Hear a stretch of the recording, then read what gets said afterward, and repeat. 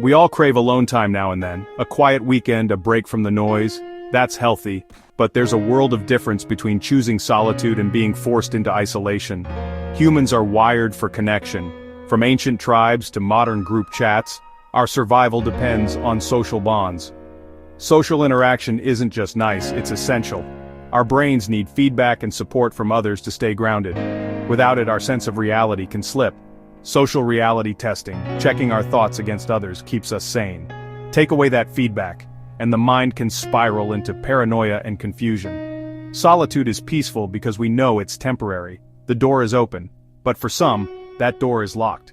Forced isolation isn't just sad, it's deeply damaging. When people are cut off from all contact, the effects on the mind can be devastating. This is a crisis we need to talk about.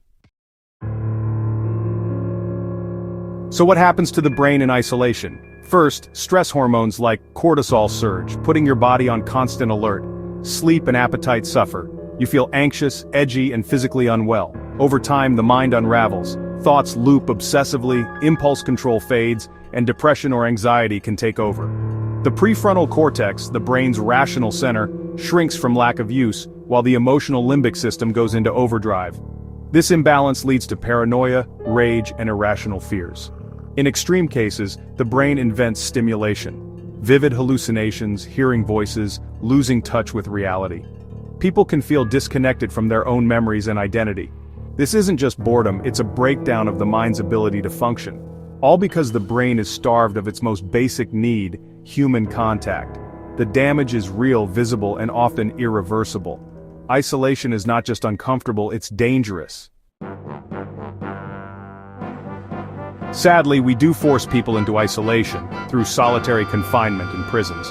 Inmates are locked in tiny cells for up to 24 hours a day, with almost no human contact or stimulation.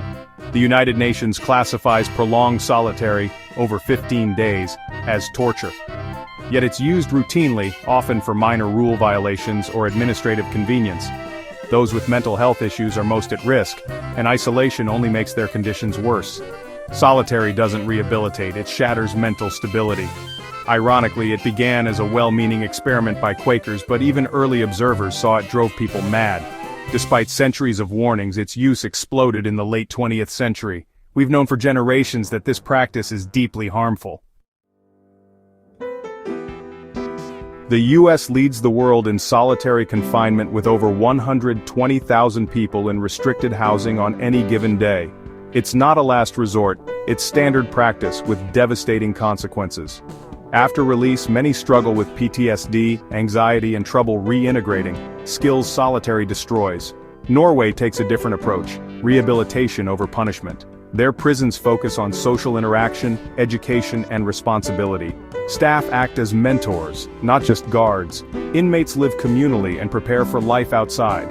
The result? Norway has one of the world's lowest rates of repeat offenders. They invest more per prisoner but see safer communities and fewer people returning to prison.